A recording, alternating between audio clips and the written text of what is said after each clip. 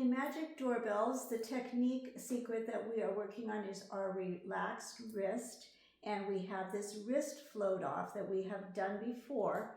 And you have your pedal down for the whole piece. You have an interval of a fifth from this F to this C. Coming to the A, 2, 3, float off. You go up one octave.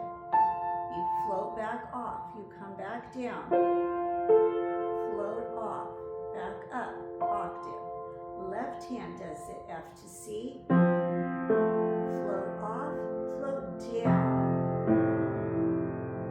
Float back up. Just like that. Slowly and gracefully. I'll play it one time without talking.